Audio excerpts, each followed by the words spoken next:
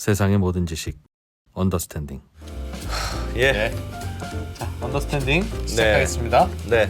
다들 모이셨죠? 네. 37명이 대기 중이고. 조금 늦었는데 저희가 지각해서 늦은 건 아니고 조금 점검 좀 하느라 예. 그렇게 됐습니다. 네. 오늘은 가상화폐 이야기를 할 건데 지난번에 나와서 그 박근모 디지털 에셋 기자님께서 설명해 줬는데 너무 설명 잘한다. 그래서 오늘 한 번 더 모셨는데 오늘은 약간 고난이도 테라 루나 업데이트. 테라 루나 업데이트입니다. 그 친구 잡았어? 이것도 궁금하실 분도 있을 거고. 네. 최근에 그 신현성 테라 루나 공동 창업자 중에 예. 전 티몬 창업자도까지 같이 창업한 사람이 있는데 최근에 그분 뭐 조사할 예. 게 있다고 해서 네, 조사하고 검찰에 있죠. 소환이 됐고 뭐 그래서 테라 루나 사태는 약간 어떻게 되고 있는지 검토도 한번 해보고 다시 네. 한번 되짚어보고 그게 이번에 FTX랑도 또 연관이 꽤 있는 뭐 게 있다. 그렇다고 해요. 보통 이런 사건들은 예전에는 검찰에서 조사를 하면 그 검찰 출입 기자들이 예. 좀 어떻게 되고 있어? 좀 한마디만 좀 해줘봐. 뭐 그렇기도 하고 또 네. 검찰이 또 일부러 흘리기도 하고 예. 뭐 논두렁에 뭐 어쨌네 뭐 이런 얘기도 하고 하면서 여론도 좀 이렇게 주도하려고 하고 그러는데 네. 이건 관심이 없어서 그런지 검찰 출입 기자들이 뭐 취재를 안 해줘요. 어떻게 되고 있는지. 좀 어려워서 그런 것 같습니다. 아무튼 그래서, 그런 수사 뒷이야기 예. 지금 진행되고 있는 수사 이야기를 네. 박근모 기자님이 해주실 겁니다. 야, 요거 어디 가서 듣기 어려운 내용입니다. 요런 거 하면 야, 네 이런 거 몰랐지. 이런 어마어마한 뒤에 이런 거 음모가 있다. 해드리는데 야, 그 월드컵이 뭐라고 그걸 보고 계십니까? 진짜 어제 정말 동접사줄 빠지는 거 보고 진짜 실망했습니다. 여러분. 네, 사우디가 뭐라고? 야, 와. 뭐 좋을 때만 서로 뭐 팬입니까? 네. 잠시 후에 돌아오겠습니다. 예, 디지털 에셋의 박근모 기자님 어서 오십시오. 네, 반갑습니다. 안녕하세요. 네. 네. 지금 하여튼 기사에 나온 걸 보니까 신현성 전 티몬 회장이 한 1,400억 원 어치 루나를 빼돌려서 미리 팔아서 차익을 얻었다. 그런 혐의로 검찰 조사를 받고 있다. 네. 딱 거기까지만 나왔더라고요. 지금 나온 게 딱 거기까지. 먼저 저희 어제 디지털 에셋 지난주에 디지털 에셋이라는 이름으로 저희 매체 나왔었잖아요. 네. 네. 그래서 이름 예. 주변에서 얘기를 되게 많이 해주시더라고요. 그래서 디지털 에셋이라고 하니까 궁금해서 검색을 많이 해보셨나 봐요. 네. 근데 재밌는 게 저희 그 제호를 보면 디지털 에셋의 애가 아이입니다. 어린애 할 때 애. 네. 진짜 애가 셋이다 할 때 애 셋. 그렇죠. 근데 미래에셋처럼 이런 것들이 어이 에셋을 쓰잖아요. 네. 그러다 보면 사람들이 디지털 에셋을 어이 디지털 에셋으로 검색을 많이 하셨다고 하더라고요. 네. 예. 그래서 저희 페이지가 안 뜬다고 왜 페이지도 안 만들고 그러냐 라고 하는데 하는데, 에셋이라고 치면 네. 아이 에셋을 검색하시면 그렇습니다. 디지털 에셋을 아이 세 명, 검색하시면 아이 세 명의 에셋. 저출생 네. 극복을 위한 디지털 그렇습니다. 에셋의 박근모 기자님. 에셋이라고 하면 안 되겠네. 에셋이라고 해야 에셋. 되겠네. 에셋 박근모 기자님. 네. 그렇습니다. 야, 그 얘기 하려고 나오셨구나. 맞습니다. 중요한 거죠. 그 얘기가 이제 메인인데 메인. 이것만 하고 맞습니다. 나갈 수는 없으니 오신 맞습니다. 김에. 그래서 오신 김에 하는 이야기. 네. 네.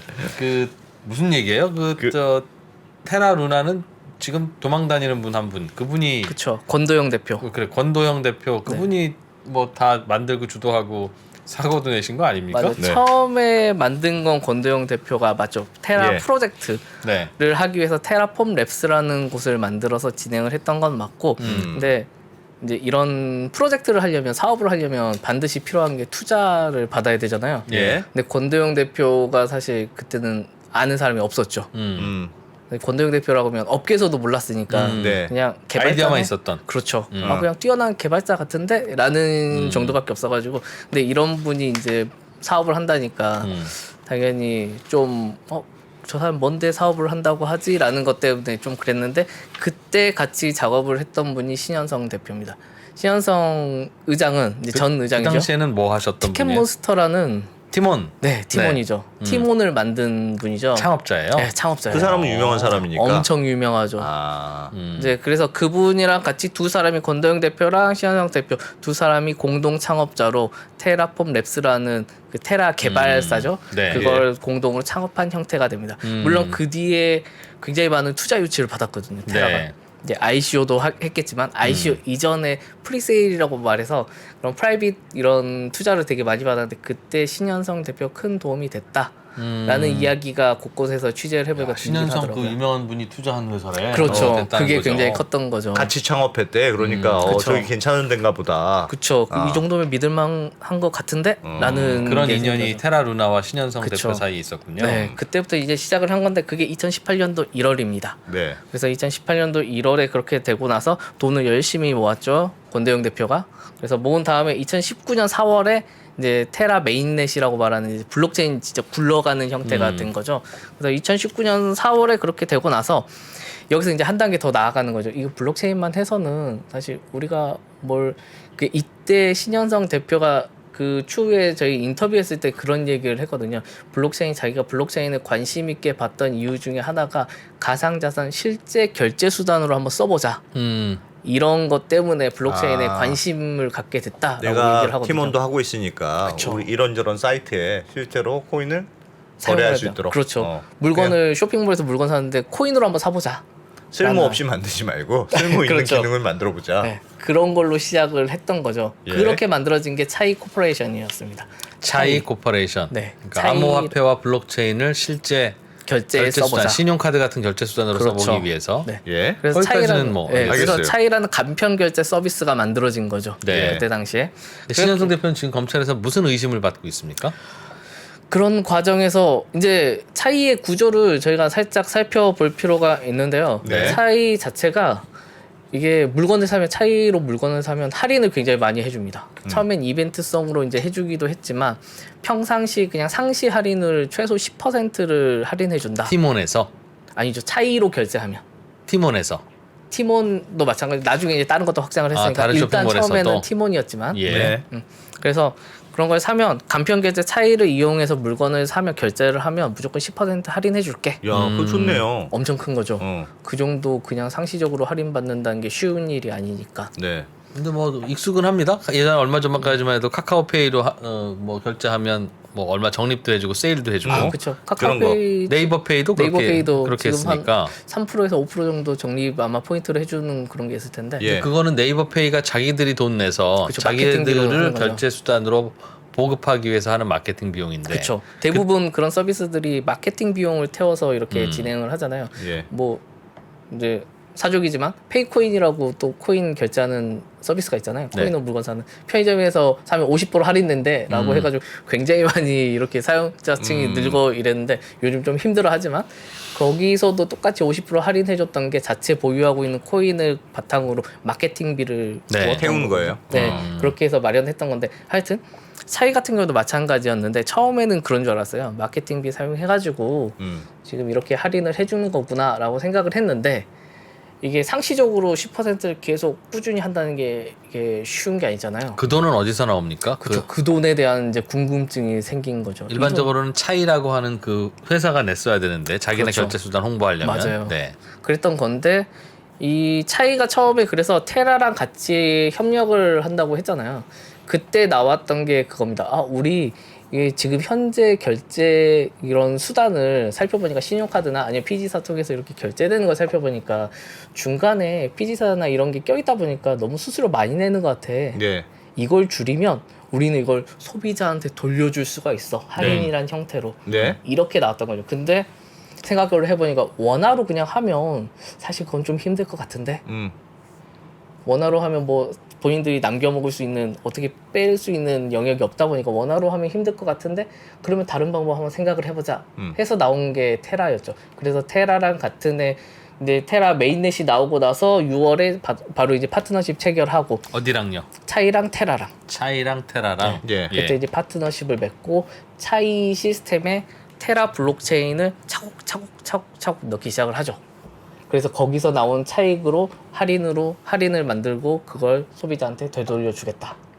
즉 어디서 나오는 차익이죠? 그러니까 그래서 이 부분에 대해서 사실 지금 검찰도 그 부분을 굉장히 중점적으로 살펴보고 있는 걸로 10% 아는데 할인했다면 물건값의 10%를 대신 내줬다는 건데. 그쵸, 대납을 해줬다는 거죠. 차이에서. 차이에서. 그럼 그 돈은 어디서 나오냐 하면 어디서 나올까요? 그 벤 수수료나 신용카드 수수료가 필요 없으니 그렇죠. 그거를 깎아준다는 건데 그거 해봐야 뭐 한 5, 7% 아닙니까? 간편결제 가정하더라도 해봤자 5%가 채 안 되겠죠. 채 안 되죠. 네. 예. 지금 내는 수수료 카드 카드 수수료 1, 2% 수수료에다가 벤 정도에 수수료 더해봐야 더해봐야 그 5% 채 안 될 것 정도일 같은데. 구조를 좀 설명해 주셔야 이해가 될 것 네. 같아요. 네. 그래서 그래서 10%가 도대체 어디서 나왔느냐. 네. 제가 그래서 간단하게 하나 표를 이미지를 하나 가지고 왔는데요. 예. 이 이미지가 차이의 전체적인 구조를 설명해주고 있는 차트입니다. 예. 이제 굉장히 심플하게 저는 만들어져 있다고 생각을 했는데 보는 사람에 따라서 약간 이제 어려울 수도 있을 것 같고 이러는데 일단 여기 소비자가 있죠. 네. 이 차이 구조는 차이에서 결제를 하면 바로 신용카드 결제가 되는 게 아니고 충전을 한 다음에 결제가 네. 되는 방식이거든요. 예. 그럼 먼저 충전이 돼야 되겠죠. 차이에다. 차이 네. 예. 소비자들이 그래서 사람들이 워낙 제가 만약에 10만 원을 차이를 통해서 물건 산다. 예. 10만 원씩 사면 뭐 만 원은 돌려받을 수 있으니까 예. 그래서 10만 원을 일단 입금을 합니다. 네.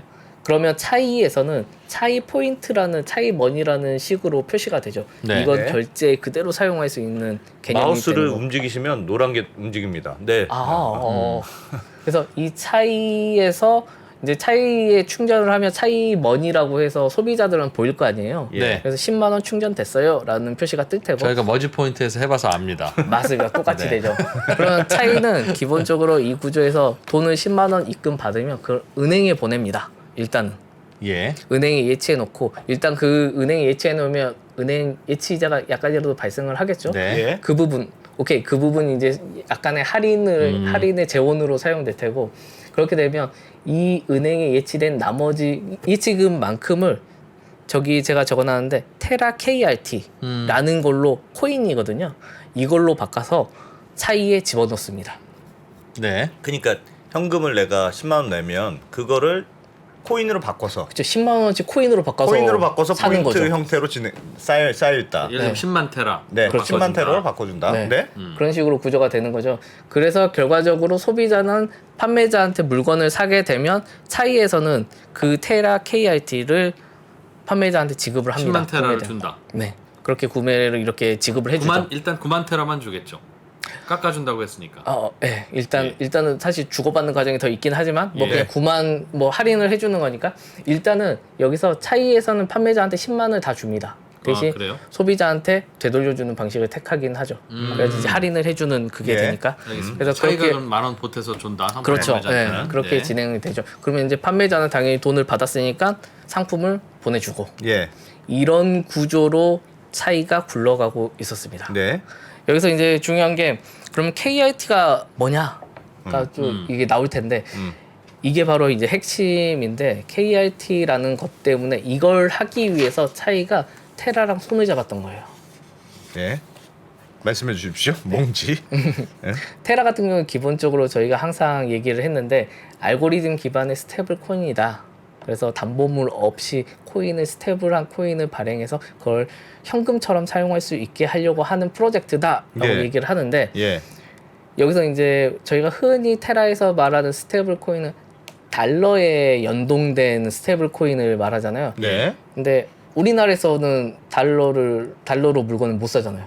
네. 그럼 달러로 다시 또 이걸 바꿔주는 또 복잡한 과정이 생기고 귀찮으니까. 엄청 귀찮죠. 예. 이걸 그러면 간단하게 할 수 있는 방법이 뭐겠습니까? 원화와 연동하는 테라 원 같은 스테이블 코인을 만들면 되죠. 그렇지. 맞습니다. 네. 그게 바로 KRT입니다. 그래서 테라 기반에서 원화와 가치를 동등하게 맞춘 스테이블 코인을 발행을 해요. 그래서 그걸 자체적으로 사용을 합니다. 코리아 테라 1을 가져오면 1원 준다. 맞습니다. 그 약속만 늘 지키면 되는 거니까. 그렇죠. 약속만 지키면 잘 돌아가는 거니까. 그렇게 한 뒤에 이러면 이제 이제 예치가 되고 이제 법정 화폐 우리 원화라고 말하는 화폐는 은행에 예치돼서 예치 이자가 약간씩 붙을 테고 KRT를 발행해서 차이에 밀어넣고 그래서 거기를 통해서 판매 대금 지불하고 네. 소비자는 10% 할인 받았네 결과적으로 이런 구조가 되긴 하는데 그 설명을 자세하게 해주셔서 그렇지 롯데백화점이 롯데 상품권을 저렇게 해요. 그쵸.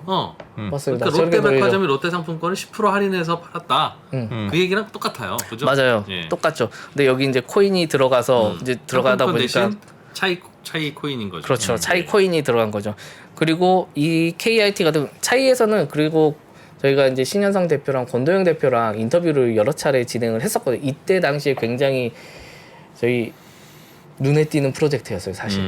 굉장히 주목받는. 요거 할 때가 네, 이 당시에 이게 언제였어요? 2019년. 19년. 네. 사고 나기 전이네요. 그쵸. 테라루나 사고 나기. 네, 사고 나기 훨씬 전이죠. 네. 그 전에는 이 프로젝트 자체가 거의 전 세계에서 유일하다시피 한 실물에서 결제로 쓸 수 있는 유즈케이스가 되는 사례였거든요. 예. 네. 그래서 이게 진짜 실제로 잘 돌아가기만 하면 굉장히 큰 힘을 받을 수 있을 것 같다라는 전망들이 많이 나왔었죠. 그래서 지금 제가 여기 하나 띄워놓은 표가 있는데 요런 업체들이 전부 다 여기에 얼라이언스에 합류를 합니다. 지금 딱 보시기만 해도 아실 만한 곳들이 있죠. 오. 이런 거 야놀자, 뭐 복스, 배달의 갤러리아. 민족 여기서도 다 배달의 차이 코인을 받았다는 거죠.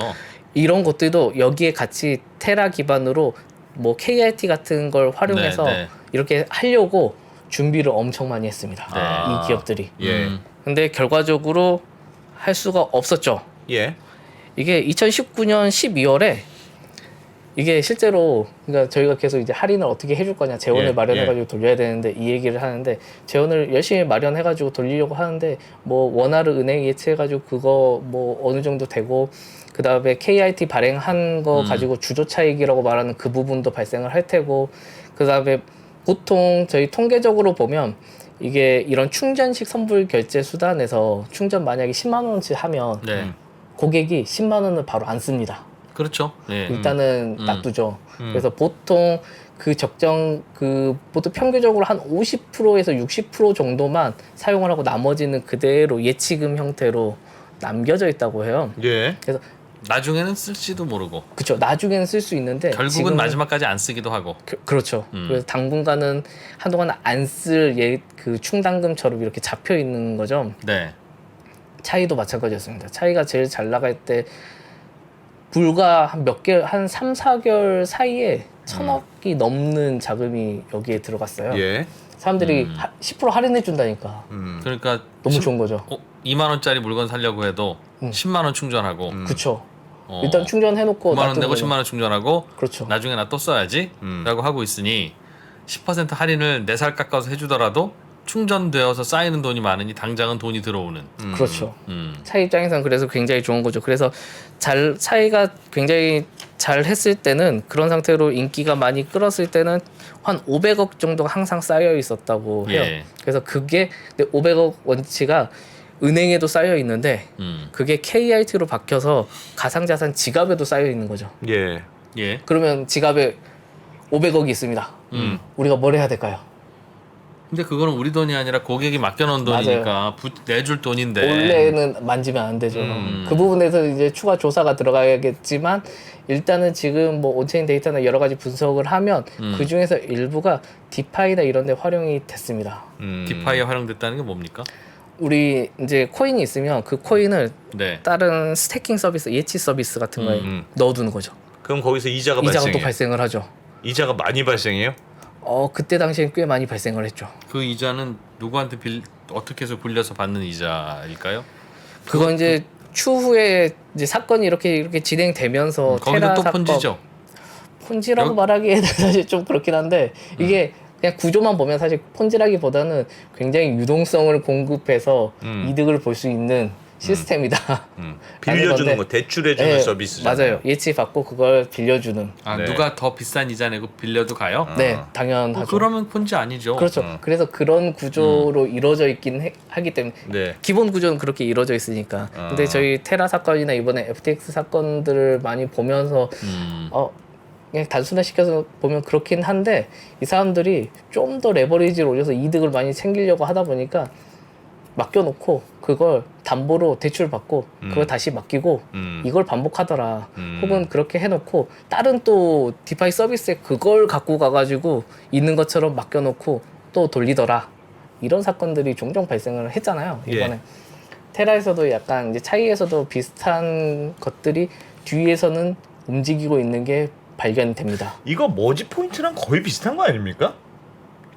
똑같죠. 똑같은데 이게 사실은 뭐라고 할 수 없는 겁니다. 예를 들면 우리 문화상품권, 도서상품권 네. 그건 어떤 구조로 돌아가는지 아세요? 문화상품권.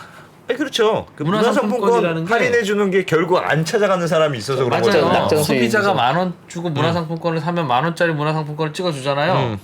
그리고 나서 이게 이제 어디 서점이나 이런 데 가서 10,000원 가치를 하고 네. 다시 돌아오면 나는 20,000원 줘야 되는 겁니다. 그대로. 네. 그러니까 겉에 구조만 봐서는 그럼 문화상품권 발행 유통회사의 직원들과 사무실 월세는 뭘로 내요? 하면은 나올 구멍이 없는 구조예요. 네. 그런데 어디서 나오냐면 낙전이 있지. 낙전. 그러니까 거기선 낙전이라고 설명을 하는데 네. 그냥 먼저 들어온 돈 쓰는 거예요. 그런 거예요. 매출이 잡힌 거나 마찬가지지. 네, 그러니까 도서 상품권 팔고 10,000원 들어오죠. 이거는 언젠간 줘야 될 돈인데 이걸로 그냥 직원 월급 줘요. 그렇죠. 그럼 문화상품권 돌아오면 뭘로 돈 주느냐? 또 팔리잖아요. 그 돈으로 주는 거예요. 그렇죠. 그럼 이 회사가 왜 안 망하냐? 계속 팔리니까. 그렇지. 문화상품권 샀다가 진짜 안 쓰는 분도 있고 네. 지갑에다 넣어놨다가 사망하는 분도 있고 빨래 돌리는 분도 있고 결국 그런 것 때문에 여윳돈으로 돌리는 건데 그럼 직원 월급을 그럼 한 2억씩 줘도 되나? 구조는 줄 수 있죠. 근데 그러다가 뭐 팔리는 것보다 돌아오는 것가 더 많아지면 못 맞게 되는 거니까 이것도 사실 아슬아슬한 폰지인 겁니다. 네. 네. 근데 그걸 똑같이 그것보다 더 할인율 같은 걸 넣어서 그렇죠. 꼬시는 건데 그럼 그거나 다 폰지냐 그러면 다 폰지인 거죠. 예, 큰 틀에서는 이제 그렇게 볼 수가 있는데 일단은 만들어진 이제 시작점 자체는 사실 처음부터 우리 폰지 시스템으로 폰지처럼 해서 이렇게 할래라는 게 아니기 때문에 예. 일단은 사실 전부 다 좋은 의도로 이렇게 한번 우리 한번 잘 해보자 효과적인 방법으로 특히 이런 걸 블록체인으로 한번 계산을 한번 해보자 전통금융 쪽에서 이런 문제가 있었으니까 네. 예. 이런 측면에서 사실 이런 시도들이 많이 있었던 거거든요. 그래서 일단 차이가 그런 식으로 이자 부담을 하면서 할인율을 맞췄습니다. 근데 얼마 못 갔죠, 당연히. 그 구조가 사실 저희가 데이터를 뽑아서 보면 오래 갈 수가 없는 구조이기 때문에 이용자가 3개월 만에 1,000억이 모였으면 사실 그만큼이 썼을 텐데 네. 그 빨리빨리 줘야죠. 네, 빨리빨리 이렇게 돼야 되는데 사실 그걸 맞추기가 쉽진 않죠. 그래서 이 차이 쪽에서 제가 이제 확인을 해보니까 차이 쪽에서는 사실 더 하고 싶었다고는 해요. 이 사업을 좀 더 테라랑 같이 좀 더 장기적인 관점에서. 근데 권도영 대표가 이런 구조로는 좀 힘들 것 같아. 그래서 우리 그냥 갈라서자 라고 하는 게 2019년 12월이죠. 그러니까 불과 한 3개월 파트너 맺고 도입돼서 차이로 10% 주고 KIT 발행하고 이런 게 한 3개월 사이에 벌어졌던 일이에요. 되게 짧은 시간에 벌어지들. 그래서 이게 12월에 이제 결별 이제 파트너십 끊고 우리 이렇게 하면 안 될 것 같아. 물론 그때 당시에 또 여러 가지 이유가 있었죠. 금융 당국이 이런 거 굉장히 위험해 보인다. 예. 차이가 블록체인 뭐 가상자산 KIT란 걸 써가지고 원화를 패킹시켜가지고 이거 한다는 거 우리한테 보고도 안 들어왔는데 굉장히 위험해 보여. 이거 만약에 담보물도 없고 이거 누가 이걸 빼가면 어떻게 이걸 책임질 거야. 이런 문제가 지적이 됐었거든요. 그래서 여러 차례 저희도 금융이나 이런 쪽에 이렇게 되는 걸로 스스로 차이 쪽에서 밝히고 있는데 좀 혹시 금융당국에서 확인해 보셨어요? 라는 질의도 되게 많이 해봤고 이러는데 정확히 확인을 못한 상황이더라고요. 근데 물론 확인은 못했지만 이런 보도가 나오고 이러다 보니까 규제를 막 시작하고 있는 상황이어가지고 예. 차이 입장에서는 이걸 좀 더 하려고 하면 굉장히 리스크가 생길 것 같다. 법적인 리스크가 생길 것 같다라고 양쪽이 모두 이제 합의가 돼서 갈라서게 된 거죠. 그게 2019년 12월에 벌어진 일인데 이제 벌어지고 나면 당연히 공동대표였잖아요.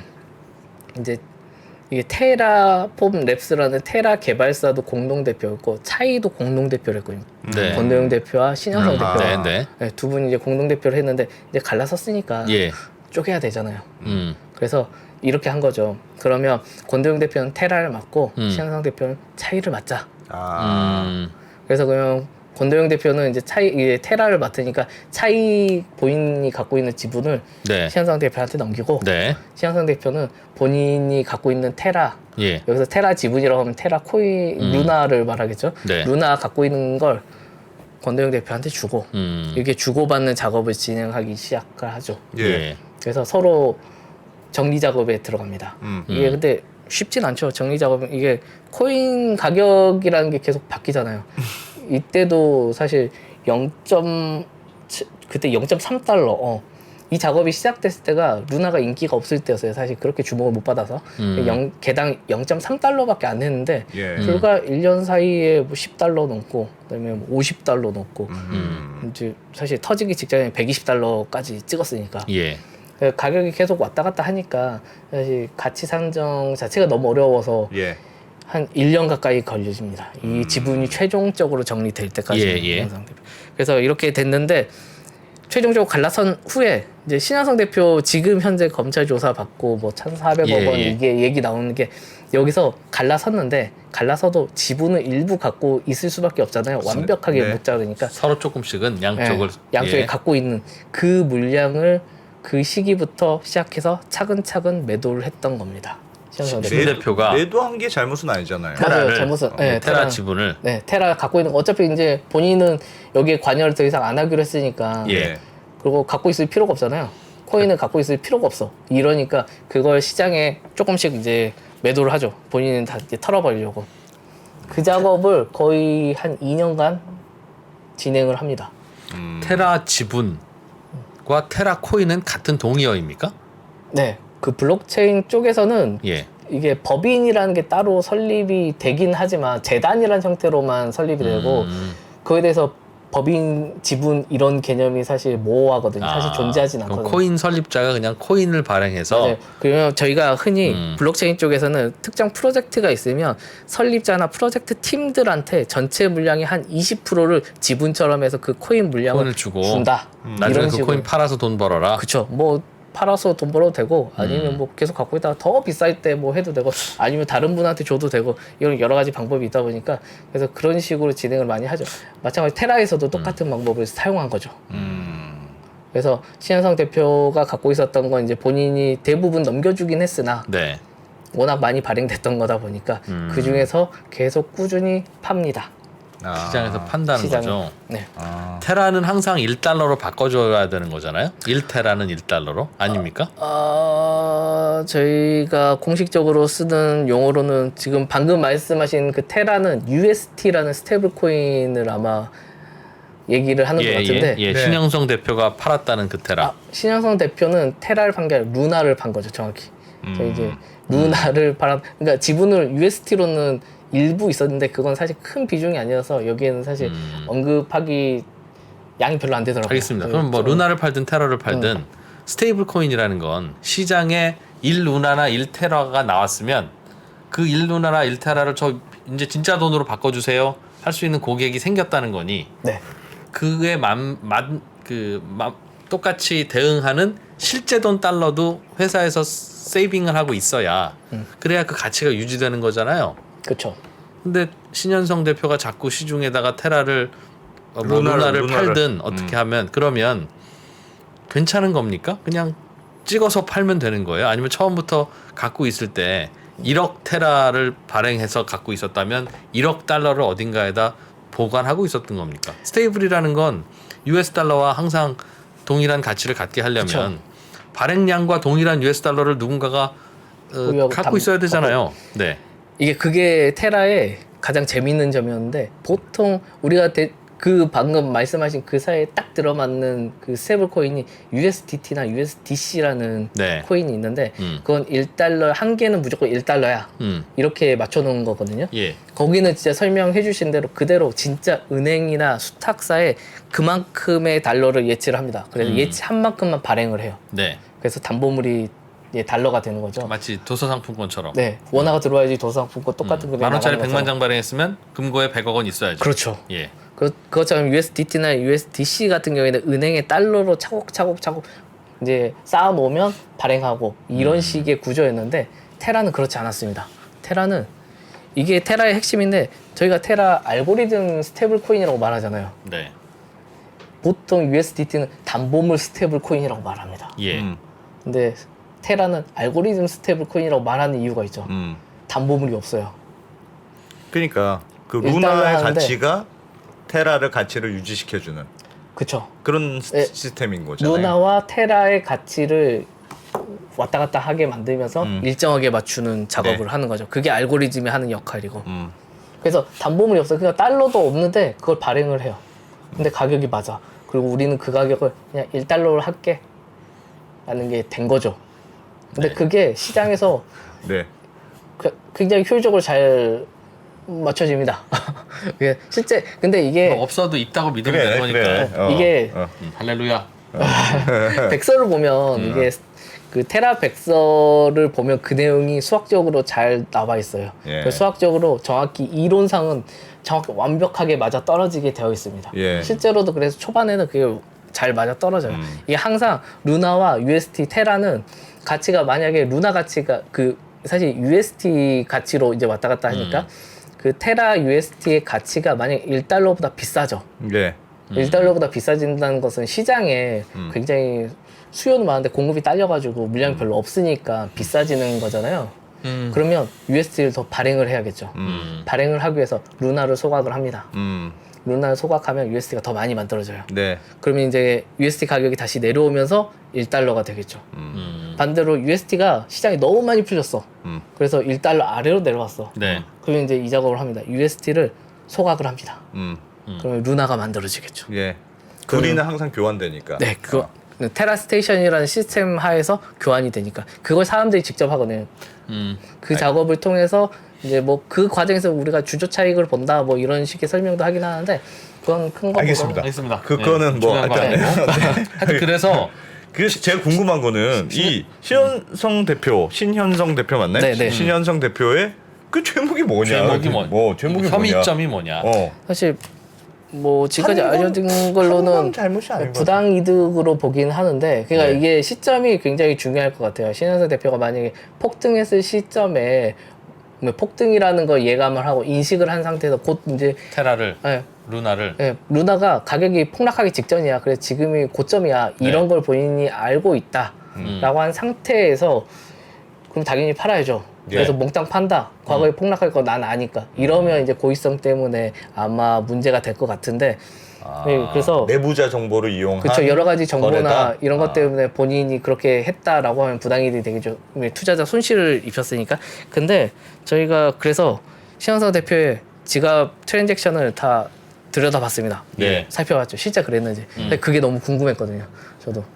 그래서 그 시점에 진짜 제일 비쌀 때 이거 다 팔았어. 120달러 때 이거 팔았어. 그게 이번에 테라 루나 사태보다 훨씬 전입니까? 근데 저희가 한 그래서 시점이? 예. 조사를 해보니까 훨씬 전이더라고요.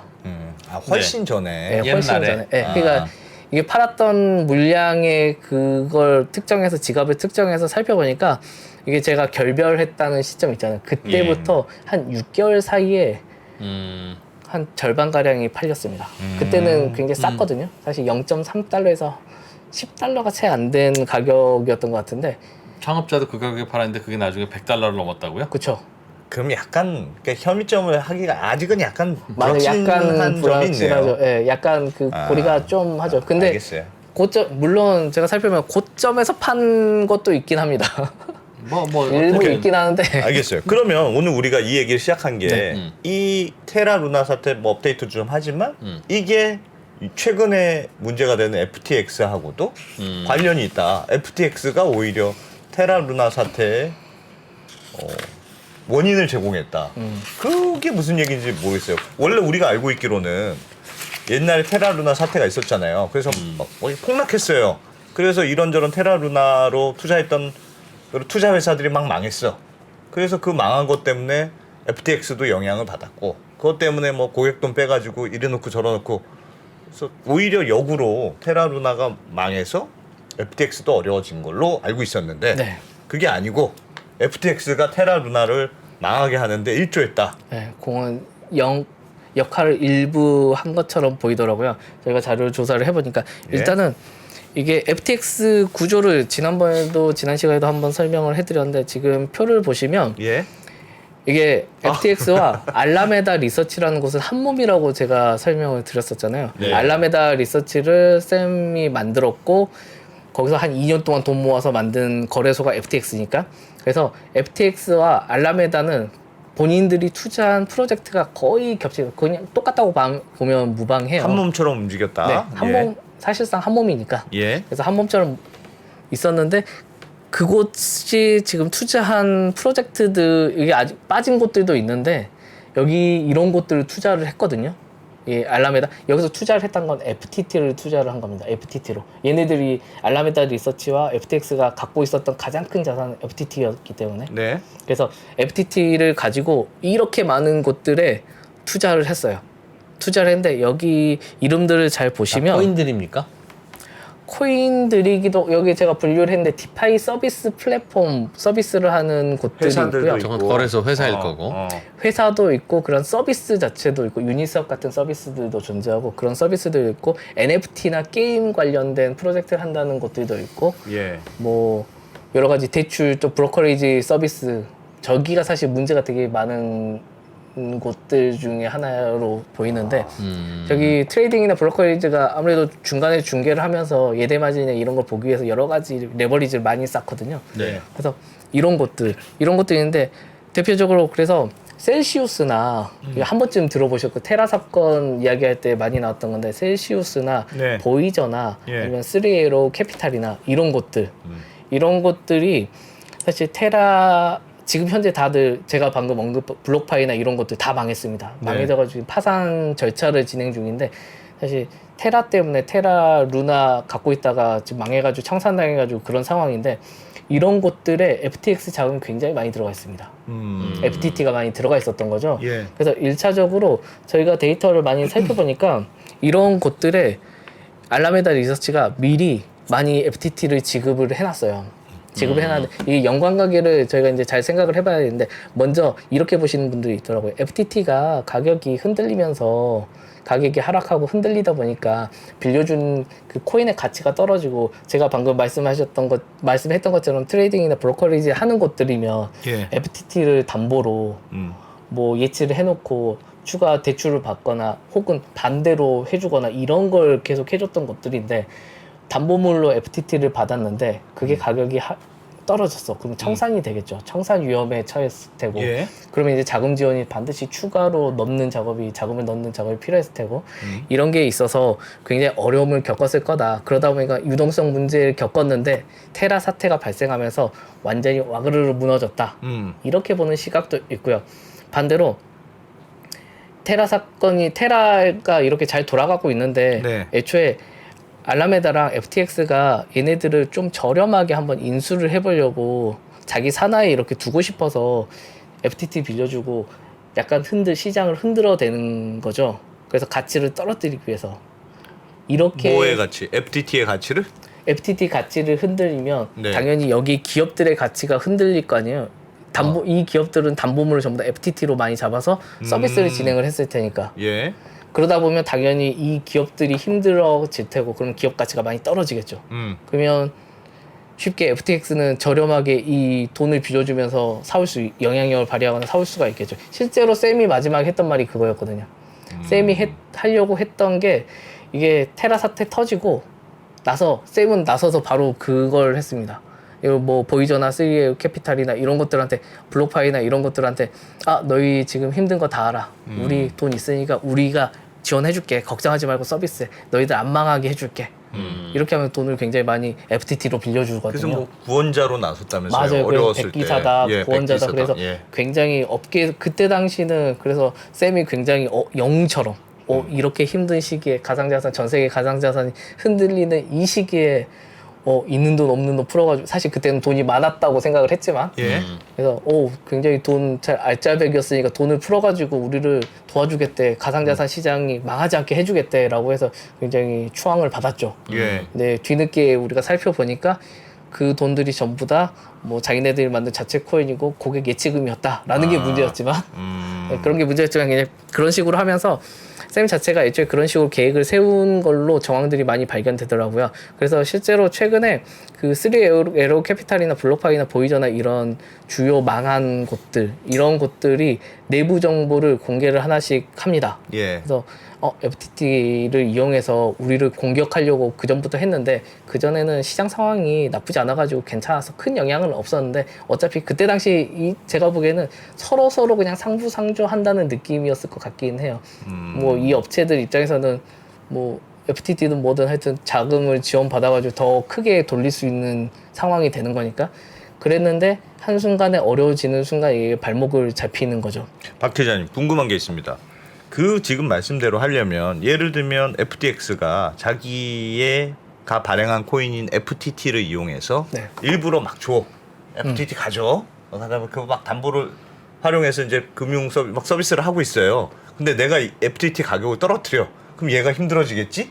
생각해서 내가 그럼 어려울 때 싼 값에 인수하겠다는 얘긴데. 네, 그렇죠. 그 얘기가 되려면 FTT 가격을 떨어뜨리는 건데 그거는 여기만 안 좋은 게 아니고 자해잖아요. 자해. 본체가 치명타를 받는 거잖아요. 알라메란가 리서치인가 자기가 채운 회사도 대부분을 FTT를 갖고 있었다면서요. 네. 그거를 맞습니다. 그게 가능할까요? 내 그 말이 되냐는 거죠. 남들을 죽이려고 나도 이 가치를 제가 마음대로 할 수 있다는 확신만 있으면 네. 이게 굉장히 좋은 방법이죠. 한 번 낮췄다가 네. 다시 높일 수 난 다시 높일 수 있으니까. 아. 그게 가능했던 게 아브라카타브라라는 서비스였습니다. 네. 그 예, 마술 예. 이름 그것처럼 예. 네, 아브라카타브라라는 서비스고 이 아브라카타브라는 사실 예. 저희가 연관 테라랑 자꾸 얘기를 하는데 테라에서도 그대로 등장하는 서비스고 루나가 정확히는 UST 스테이블 코인이 테라 스테이블 코인이 굉장히 애용을 했던 서비스예요. 아브라카타브라가. 예. 되게 중간에 핵심적인 기능을 했던 곳이거든요. 네. 이름이 재밌어서 아닙니다. 말씀하십시오. 근데 여기 저희가 이제 데이터를 살펴보니까 이제 이 아브라카타브라 안에 그 아브라카타브라는 유니스왑이다 이런 것처럼 자동으로 이렇게 유동성 풀 바구니를 하나 만들어 가지고 예. 돈을 이것저것 담아 놓고 네. 거기에 필요한 만큼 꺼내가 대신 이거 넣고 비율대로 우리 뭐 안에 들어 바구니에 차 있는 만큼의 비율대로 우리 나눠줄게. 한전 시장. 그렇죠. 약간 그런 식의 시스템이거든요. 그래서 예. 여러 사람이 나는 뭐 FTT 갖고 있는데 이더리움으로 빨리 갖고 싶은데 그거 거래소에서 이렇게 거래하기 너무 힘드니까 그럼 여기 와가지고 넣고 빼가면 되니까 굉장히 간단하죠. 비율만 정하면 되니까. 비율만 정하면 예. 되니까 예. 그 가격에 맞춰서 비율만 산정해서 자동으로 계산을 해주면 되니까. 네. 그래서 이런 곳이 있었는데 아브라카타브라의 그 자금 구조를 저희가 살펴봅니다. 살펴봤더니 전체 자산의 30-40%가 FTT로 이루어져 있어요.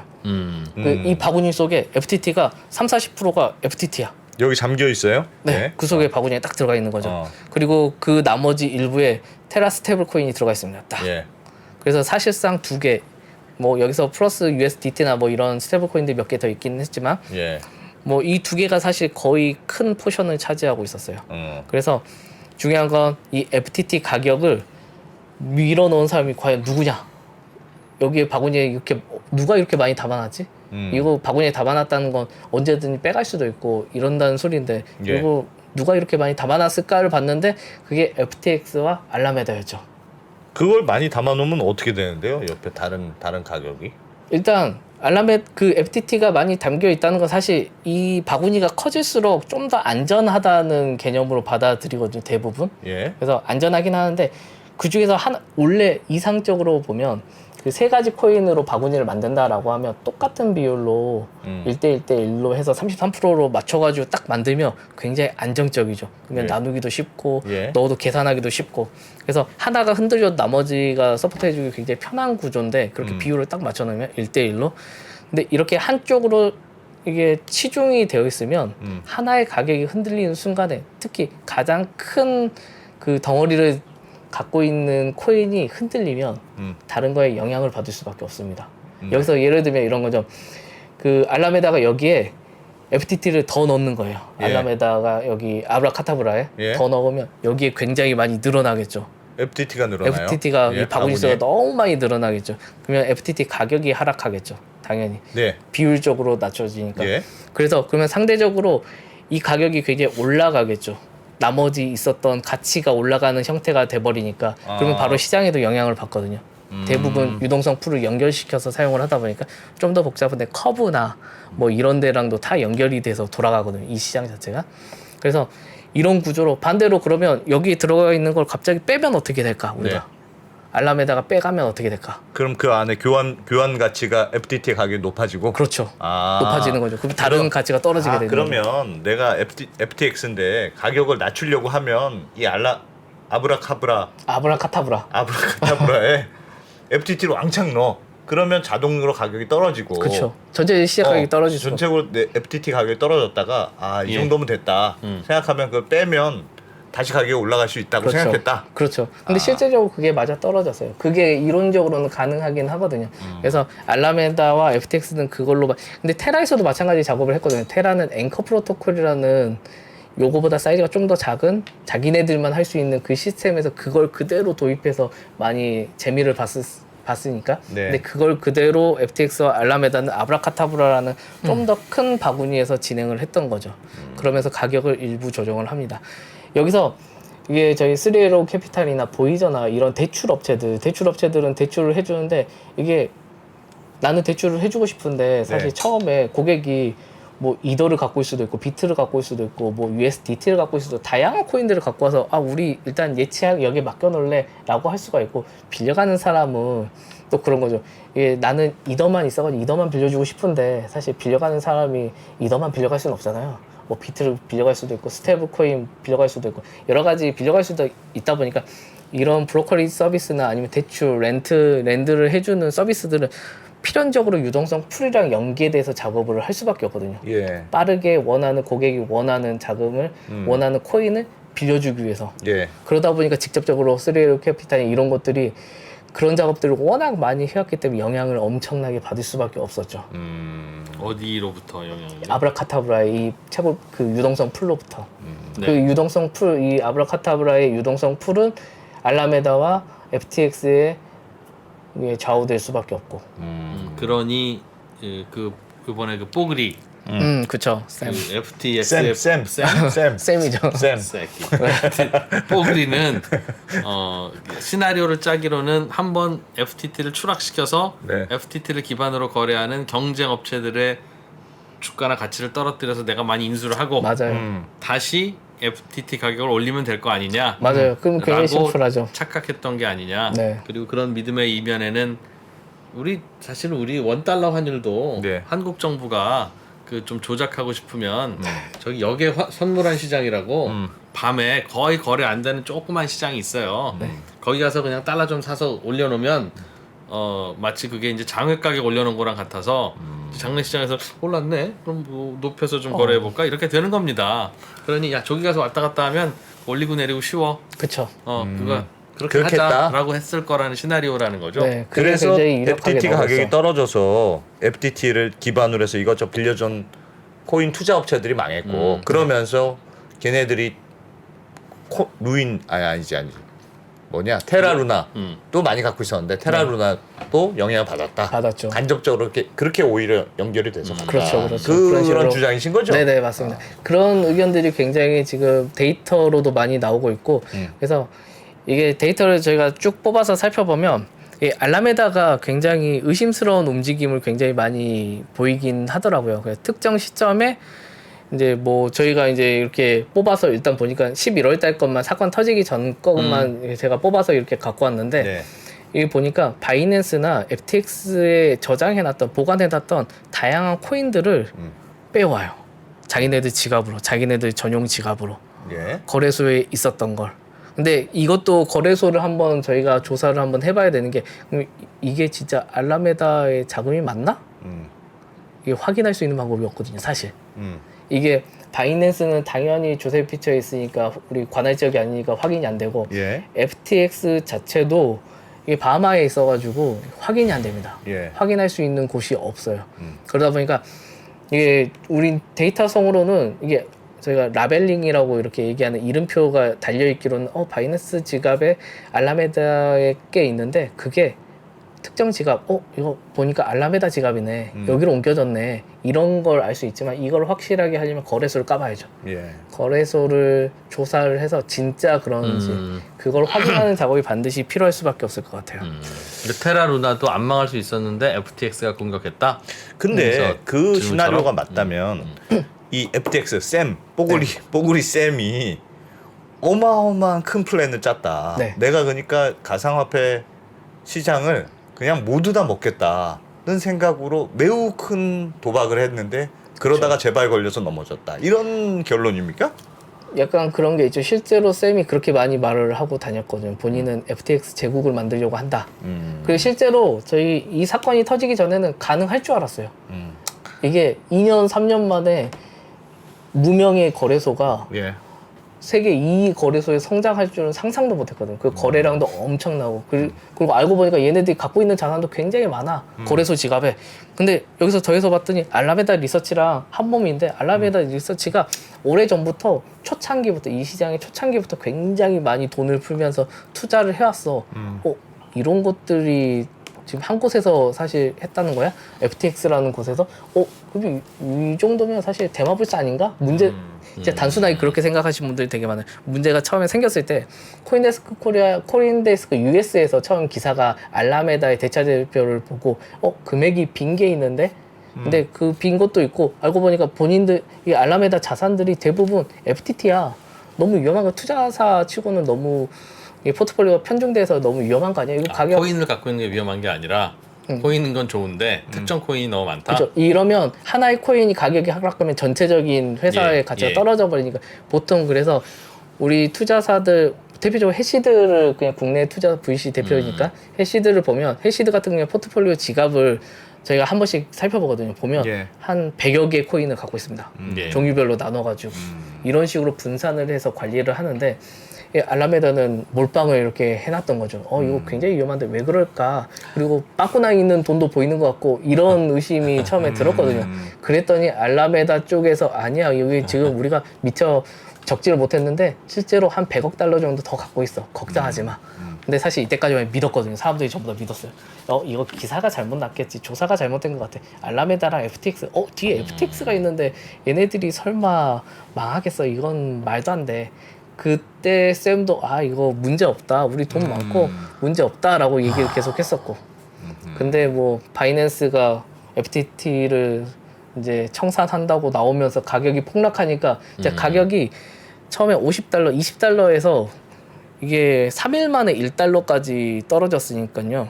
이게 감당이 안 되는 속도로 떨어져 버려요. 이건 대응 자체가 불가능한 속도가 돼 버리니까 순식간에. 그래서 쌤도 굉장히 스스로 능력 있는 사람이라고 주장을 하고 말하고 다니고 그 주변의 사람들도 그렇게 보는데 그 사람조차 3일 만에 우리 힘들 것 같아 라고 이제 포기를 해버렸으니까 얼마나 빠르게 무너졌는지 알 수가 있는 거죠. 그러니까 본인 원래 생각은 사실 쉽게 복구를 시킬 수 있을 거라고 생각을 했을 거예요. 권도영 대표도 똑같았거든요. 권도영 대표도 여러 번 이야기를 듣거나 혹은 데이터를 보면 그런 과정이 보이니까 테스트를 하면서 다시 복귀를 시키고 이런 과정들이 계속 보이거든요. 그런데 한 번 무너지는 순간에 이건 걷잡을 수 없이 무너져 버린다. 이것까지는 염두를 못했죠. 이 사람들이 이렇게 쉽게 다 무너질 줄 자산가치 99%가 3일 만에 사라질 줄은 상상을 못했겠네요. 뭐 테라는 하루 만에 그렇게 되긴 했지만 근데 그 정도까지 떨어질 거라고 생각을 못해가지고 다들 예상 외의 범위였죠. 하루아침에 오르기도 했잖아요. 하루아침에 올랐으니까 그쵸. 하루아침에 무너지는 거지. 하루아침에도 어마어마하게 많이 오르기도 했고 뭐 코인 쪽에서 아로하나 같은 경우에는 하루에 뭐 14,000% 이렇게 올라가서 말들이 좀 많고 그랬었죠. 그런 게 비일비재하다 보니까 뭐라고 그렇습니다. 얘기해야 될지 모르겠습니다. 왜 돌멩이 수준을 얘기 오늘 안 하십니까? 제발 이제 뭐라고도 안 할게요. 마음껏 거래하시는데 파는 건 외국에다 팔고 오십시오. 제발 외국 거 갖고 와서 우리나라에서 팔지 말고. 여러분 입장에서는 똑같은 거라고 생각되겠지만 제 입장에서는 아주 다른 겁니다. 뭐 거래하시는 건 괜찮은데 FTX가 지금 파장이 계속된다는 기사들이 있던데 언제까지 이게 그러니까 여기도 투자해 놨다 또 이것도 문제고 이것도 계속 연쇄적으로 문제가 되는 것 같던데 지금 나오는 괜찮습니까? 저희가 데이터를 저희 어차피 뭐 사실 이런 문제는 데이터로 볼 수밖에 없거든요. 그래서 일단 기본적인 데이터를 본다는 건 FTX의 지갑 그리고 알라메다의 지갑을 보고 이 지갑들 흐름을 살펴보는 과정이거든요. 그래서 이런 걸 보면 앞으로 터질 만한 VC들이 굉장히 많아 보입니다. 실제로 제가 아까 처음에 장표 이렇게 보여드렸던 이렇게 보여드렸던 것처럼 이게 실제로 굉장히 이렇게 장표를 보여드렸던 것처럼 얘네들이 투자를 한 곳들이 FTT가 들어간 곳이 한두 곳이 아니에요. 사실 여기에 담지 못한 여기 곳들이 다 영향을 받는 거네. 그러면 다 받을 수밖에 없어요. 와. 사실 얘네 이 FTT가 들어가 있는 곳들이 이렇게 있는데 예. 이 가격들이 애초에 지금 제로에 가깝게 1달러 들어갔다는 게 FTT를 받고 뭘 준 겁니까 저 회사들이? 자기네들 자체 코인을 줍니다. 대부분. 또 내 코인을 주는 거예요 FTT를 네, 받고? 대부분 그런 식으로 진행을 서로 하죠. 크게 손해본 건 없는 것 같은데. 서로 손해 보는 건 아닌데. 왜 삼각형 돌멩이와 동그란 돌멩이를 왜 서로 바꿔요? 근데 야, 가치가 니께 예뻐 보이네. 근데 그 돌멩이들이 각각 시장에서 가치를 인정받아서 거래가 이루어지다 보니까 그러니까 네. 이때는 이런 프로젝트 팀들이 FTT를 받으면 굉장히 좋아했어요. 이게 비쌌으니까. 큰데 거 왔다. 네, 시장에서 가치 굉장히 높게 FTT 한 개면 가치가 20달러에서 50달러였으니까 네, 네. 굉장히 도움이 되는 이거 바로 그리고 사이즈가 크다 보니까 뭐 아브라카타브라를 비롯해서 커브나 이런 풀들이나 거래할 수 있는 유니스왑이나 이런 데서 가면 FTT 넣고 예. USDT나 비트코인이나 이더리움으로 바꿀 수가 있는 거죠. 거의 현금성 자산이 되는 거죠. 그렇지. 그래서 굉장히 좋아했었죠. 근데 사실 그렇게 됐던 게 전부 다 부채로 돌아올 수밖에 없죠. FTT 가격이 하락하면 그 하락분을 메꿀 수가 있는 자산을 밀어 넣어야 되는데 사실 제가 보기에는 이것들 중에 상당 부분이 그거 못할 것 같아요. 국내에도 그래서 고파이라는 그 고팍스에서 예. 서비스 고파이라고 이제 디파이 일부 디파이 서비스 그런 거 예. 예치 서비스를 이렇게 하는데 예.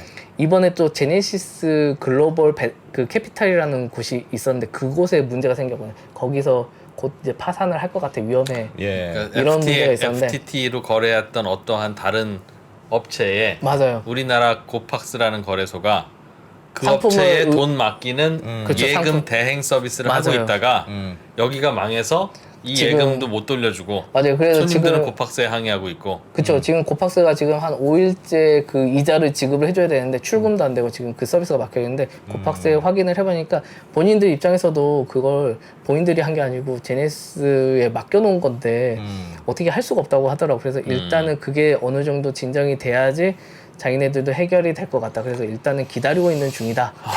뭐 근데 여기서 좀 더 올라가면 제네시스라는 뭐 VC 여기가 DCG라는 곳이랑 또 되어 있거든요. 예. DCG랑 진짜 어마어마하게 큰 그 사이즈의 VC랑 엮여 있는데 코인데스크의 모회사죠. 예. 거기 묶여 있다 보니까 여기서 자금 지원을 해가지고 해결하겠다고는 하는데 사실 그것도 장기적으로는 쉽지 않아 보이는 상황이어가지고 지켜볼 필요는 있을 것 같아요. 이것들은. 진짜 연쇄 파산. 그러니까 이런 일이 벌어지면 네. 코인 업계에서는 곧 가치를 상실할 거라고 하는 US 달러가 왜 투입돼야 됩니까? 더 가치 있는 돈이라고 생각해서 코인들끼리 모여서 거래하다가 사고가 나면 왜 곧 미래에는 사라질 거라고 주장하는 US 달러가 투입돼야 되냐고요. US 달러가 사라질 거라고 예상하는 분들이 계신단 말인가요?